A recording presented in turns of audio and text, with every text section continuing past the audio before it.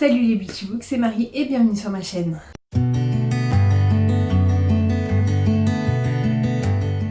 J'espère que vous allez bien, on se retrouve pour une nouvelle vidéo assise cette fois-ci. Ça fait très longtemps que vous m'avez pas vue assise en pause normale, enfin genre... Je commence déjà à bafouiller, que vous m'avez pas vue en vidéo posée, pas en vlog, je pense que ça fait plusieurs mois. Mais on se retrouve aujourd'hui pour une palle, puisque vous savez que c'est une de mes vidéos préférées. Et je suis en train de regarder que je vous spoil à moitié les livres que je vais vous présenter. Donc, hop, on passe comme ça sera mieux.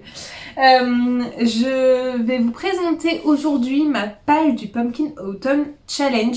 Alors vous savez que les challenges et moi, ça fait 20 000, puisque j'arrive jamais à les faire. Mais là, je me suis dit que mon challenge, c'était de remplir toutes les cases, mais pas forcément de les lire. Bref, donc je me suis fait une petite liste il y a 3 mois, je crois, pour le lire. Ou 2. Je suis vraiment mauvaise. Bref, je vous aurais mis ça là, puisque je me souviens plus de la date de fin. En tout cas, ça commence le 1er septembre. Après, je sais pas si ça se finit le 30... Je crois que ça se finit le 30 octobre. Ou le 30 novembre. J'en sais rien. Bref, je vous l'aurais mis là. Ça commence très très mal cette vidéo. Moi, je vous le dis. On va commencer sans plus tarder. J'ai tout noté sur... Enfin, j'ai déjà fait mon article de blog. Donc, je vais juste le reprendre. Donc si je regarde par là, c'est que j'ai tout libellé devant les yeux. Donc il y a 3 catégories, enfin 3 menus cette fois-ci. L'année dernière il y en avait 4, mais avec moins de catégories à l'intérieur. Donc le premier menu, c'est automne frissonnant. Avec la première catégorie, c'est je suis Médée vieux crocodile. Et il faut lire de la trahison, thriller, policier, horreur, épouvante. Et pour ça, je vais vous sortir ma lecture en cours, qui n'est autre que Le syndrome E de Franck Thillier. Donc j'aime trop Franck Thillier, c'est mon auteur de thriller préféré. J'ai encore beaucoup de livres à lire de lui. Je l'ai commencé le 1er septembre, hein. J'ai pas triché avant parce que là on est déjà le 8. Le temps d'avoir la vidéo, je pense qu'on sera le 9 ou le 10, bref. J'ai déjà lu, enfin je suis en train de le lire, j'aime beaucoup, mais voilà, là c'est dans sa saga de Charcot et Hennebel, donc les deux policiers si vous connaissez un peu les Franck Thillier. Et là c'est la rencontre entre les deux protagonistes, puisque les tomes d'avant ils étaient chacun de leur côté, et là ils vont enfin se rencontrer, enfin ils se sont rencontrés là où j'en suis, mais voilà, j'ai hâte de le terminer, et je pense que d'ici la fin de la semaine il sera lu, ou peut-être la semaine prochaine, bref. Ensuite, nous avons les chimères de la Sylve Rose. Et c'est, il faut lire du gothique, vampire, créature de la nuit. Et pour ça, j'ai décidé de sortir. Alors vous allez voir qu'il y a pas mal de VO. Mais j'arrive à faire des fois des petites magouilles. Bref, pour cela, j'ai décidé de lire The Beautiful de René Adier. Donc c'est le premier tome d'une trilogie, d'une duologie, je ne sais pas, mais ça fait 1 an que je l'ai, je l'avais reçu dans la Fairyloot. Ça fait plus d'1 an que je l'ai, je crois que ça se passe en dans la Nouvelle-Orléans, c'est des vampires, c'est tout ce que je sais. J'avais déjà lu un livre de René Adier qui est The Wrath and the Dawn, il faut absolument que je lise le tome 2. Mais du coup j'avais beaucoup aimé sa plume et j'ai trop hâte de découvrir celui-ci, mais je veux pas trop en savoir pour pas trop me spoiler d'avance. Ensuite, nous avons les supplices de la Belladone et il faut lire un livre avec une couverture noire, point, à la ligne. Et pour cela, je vais lire, alors je l'ai commencé, mais j'ai, en fait, bref, je vais vous présenter. D'abord, il s'agit de The Shadows Between Us de Tricia Levenseller. Alors, je l'ai un peu lu le mois dernier, mais je l'ai lu en audio et en fait ça me va pas du tout parce que je sais que je suis passée à côté de beaucoup de choses. Pourtant j'avais bien avancé, hein, j'en étais arrivée là. Mais du coup je vais le reprendre quasiment à zéro, donc je le mets dans ce challenge là parce que je sais que je vais adorer cette lecture. Et les prémices que j'ai eues, j'adore. C'est une jeune femme qui va intégrer la cour pour se marier avec le roi et ensuite le tuer. Voilà. J'en dis pas plus, apparemment c'est vraiment bien. Mais j'ai eu... Enfin, juste en écoutant, j'ai eu les grandes lignes. Mais ça ne me suffit pas, donc je vais le recommencer. Et puis la couverture est majoritairement noire. J'avoue que j'avais une petite préférence, alors que j'adore le violet, hein, pour la couverture rouge, mais bon, celle-là est très belle aussi. Et la dernière catégorie est Esprit es-tu là? Donc là, il faut lire du fantôme, fantôme du passé, famille historique classique. Et pour cela, j'ai choisi la part historique puisque je vais lire le premier tome de Castelletto de Emma Mars qui est Chiara, ou Chiara, mais je pense que c'est Chiara. Et c'est un Charleston que j'ai reçu, que j'ai acheté via Vinted il y a cet été. Et ça parle de la Venise dans les années 1300. Donc voilà, je connais pas du tout l'histoire italienne. Donc voilà, il y a le tome 1, il y a le tome 2, il y a le tome 3 mais qui est pas sous la même couverture. Et mais c'est pas très grave parce que je pense que je vais adorer et j'ai vraiment envie de plus me lire de Charleston. Et il fait même pas 300, enfin il fait 310 pages. Donc je pense qu'il va se lire assez rapidement. Ensuite, nous passons à la deuxième catégorie qui est Automne des Enchanteresses. Donc c'est le deuxième menu, pardon. Avec la première catégorie qui est Les Rêves d'Aurore. Et là, c'est un livre que je n'ai pas. Il faut lire un livre féministe. Non, un livre LGBTQI+, ou de militantisme. Enfin, le féminisme vient après. Et pour ça, je vais lire Loveless. Alors, je ne sais pas si ça fait partie, mais je pense que oui, puisque c'est une... d'après ce que j'ai compris, on va suivre... Alors, une personne qui est soit aromantique ou asexuelle, j'en ai aucune idée. Je vais dire des grosses bêtises, donc n'hésitez pas à me dire, parce que, en fait, en plus, cette part... de la part LGBTQI+, je ne connais absolument pas, j'en ai entendu parler il y a peu et voilà, donc je me dis qu'avec un livre d'Alice Oseman, je vais découvrir, sachant que je n'ai jamais lu d'Alice Oseman à part les Heartstopper et j'ai très envie de découvrir ses romans, donc je me dis que celui-là, même si c'est pas le premier, voilà, il sera quand même bien et il va m'apprendre beaucoup de choses, je pense. Ensuite, nous avons Sarah Bernard, Monstre sacré. Donc là, il faut lire dramaturgie, pièce de théâtre, art. Alors, je n'ai pas de pièce de théâtre, je n'ai pas de dramaturgie ni rien. Donc, je me suis focalisée sur l'art. Au départ, je séchais et j'ai vu qu'il y en avait beaucoup qui avaient pris des BD. Et du coup, je vais prendre Zoom Millennium, le tome 2 de... Je sais plus comment il s'appelle, mais bref, je vous aurais mis la couverture ici. J'ai lu le tome 1, je sais pas si je l'ai mis en carton, s'il est encore là, bref, j'aurais pu vous le présenter. Mais je trouve que c'est parfait pour cette période-là, et puis c'est de la BD, donc c'est de l'art. Ensuite, nous avons Les Écailles de Mélusine. Et là, il faut lire donc féminisme, transformation, métamorphose. Et pour ça, j'ai décidé de prendre...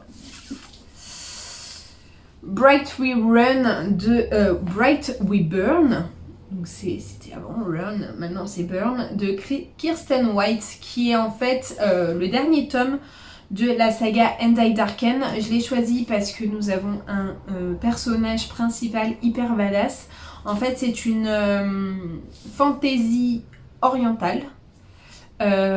Qui est un peu une réécriture du conte de Dracula, où on va avoir une jeune femme et son frère qui sont occidentaux et qui vont être envoyés et qui ont une grande place dans leur peuple et qui va être envoyé chez la partie ottomane et qui va être élevé par en gros les ennemis.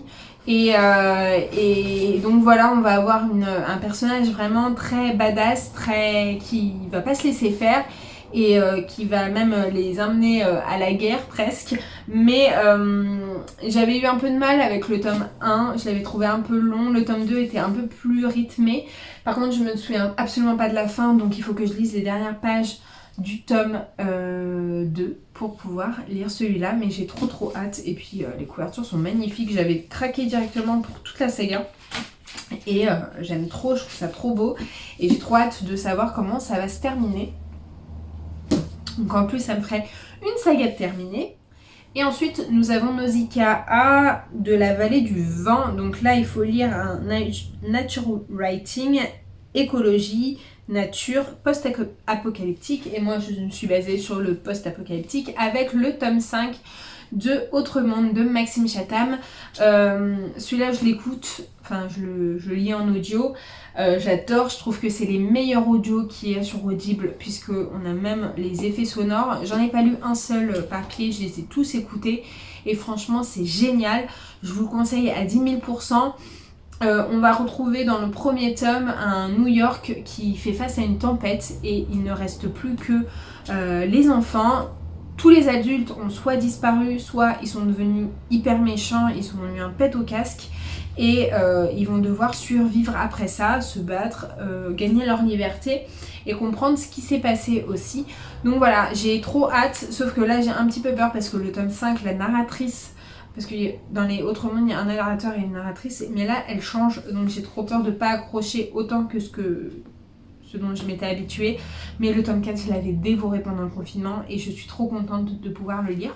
Et le dernier menu est Automne, douceur de vivre, et là je suis vraiment contente de ce qu'il y a aussi. Donc ensuite nous avons en première catégorie Il fait un temps épouvantail. Donc là il faut lire Halloween, Samhain, Automne, donc je n'ai absolument rien de ça. Donc je vais lire le tome 3 de Zombieillennium c'est Arthur de Peña je crois, bref. Le tome 3 en tout cas.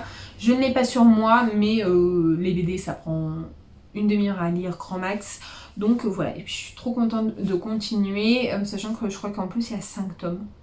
Donc voilà, c'est sur un parc, je vous ai pas dit tout à l'heure, mais c'est sur un parc d'attractions.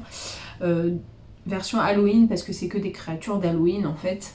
Donc voilà. On a ensuite en nouvelle catégorie Siroter un chocolat chaud sous les saules. Et là c'est Anthropomorphisme, enfance feel good cocooning. Et là je me suis mis dans du feel good. Alors je pense que ça doit être du feel good. J'aurais pu le mettre aussi je pense en... Non, je pense que c'est du feel good contemporain, enfin bref, c'est ce que j'entendais. Quand ça c'est une grosse brique, il s'agit du premier tome des 7 sœurs de Lucinda Riley. Donc les grands formats sont chez Charleston aussi. Je vous disais tout à l'heure que j'avais envie de découvrir plus de Charleston. Cette saga, j'en ai entendu énormément parler, surtout parce que le tome 6 est sorti il n'y a pas très longtemps chez Charleston. Et là en fait, le livre de poche, là... les a tous refaits en format poche.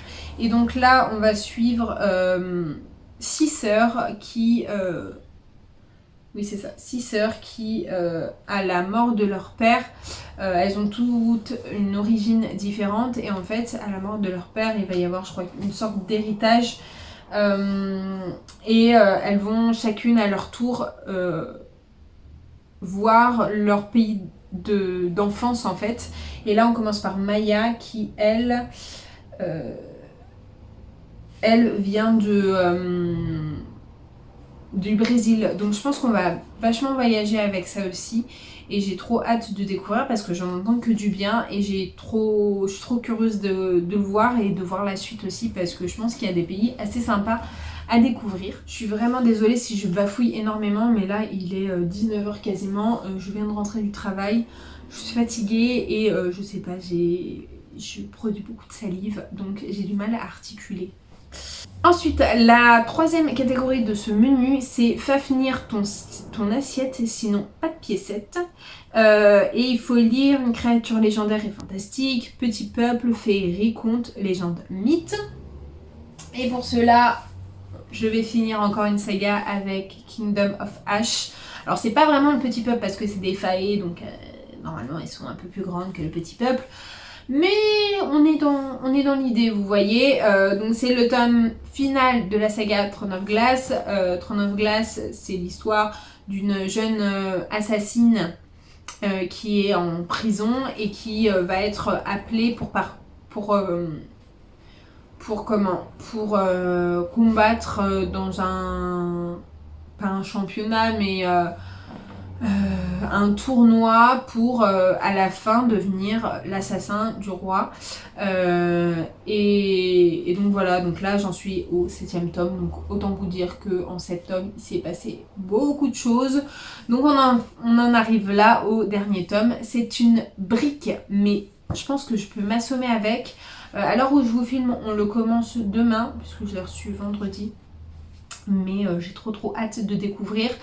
et j'ai hâte de voir comment ça va se finir. Et la dernière catégorie, et là j'ai 2 romans à vous présenter parce que j'ai ma lecture en cours qui peut rentrer dans cette catégorie, et c'est A Window to the Past, et ma lecture en cours tombe trop bien avec, cette citation, puisque en fait il faut de la sorcier, magie, SFFF. Mais la citation A Window to the Past, je crois que c'est une musique dans Harry Potter, et moi je suis en train de lire Harry Potter, le tome 4, donc The Goblet of Fire. J'en suis à 70%, donc là j'ai pas mis à jour mon marque-page, mais j'en suis à 70%, donc d'ici 2-3 jours il sera terminé. Mais j'aime trop, je suis trop fan, je les avais jamais lus en anglais, enfin je les avais jamais lus tout court, et là j'avais trop aimé, enfin j'aime trop les lire en anglais. Donc voilà, je suis trop contente de découvrir, et je vois vraiment les différences qu'il y a entre les films et les livres, et ça j'aime beaucoup. Et je suis trop contente d'accrocher vraiment et de le lire aussi aisément. Bref, donc voilà, il y a celui-là, mais au début j'avais choisi, et ça je vous le présente en anglais, mais je sais que je vais le lire en français parce que je l'ai commencé et que je sais que je vais passer à côté de trop de choses si je le lis en anglais. Il s'agit de Sorcery of Thorns de Margaret Rogerson, donc il sort dans quelques jours, dans 8 jours, dans une semaine je pense, chez Big Bang, donc Brajlon, en français. Et en fait j'ai lu vraiment les premiers chapitres, vous voyez j'en étais là, mais je vais le lire en français parce que j'ai compris des choses, mais je suis sûre que je passe à côté de beaucoup de points, et ça j'ai pas envie. Donc je trouve ça dommage, j'ai pas envie de me gâcher la lecture, j'ai pas envie de comprendre qu'à moitié, parce que je sais que c'est un univers que je vais adorer. Donc voilà pour ça. Donc voilà, j'espère que cette petite palle vous aura plu. Je ne garantis absolument pas de tout lire, mais en plus c'est des livres qui me font vraiment envie. Tous ceux que je vous ai présentés, je pense que j'ai tous envie de les lire très rapidement. Donc j'espère que ce petit vlog non, j'ai trop l'habitude de faire un vlog. J'espère que cette vidéo vous aura plu. N'hésitez pas comme d'habitude à la liker, à la commenter, à vous abonner. Je me décale là. Je vous mets juste là pour vous abonner ici, mes dernières vidéos. Et en attendant une prochaine vidéo, je vous fais de très gros bisous et je vous dis à très bientôt. Ciao!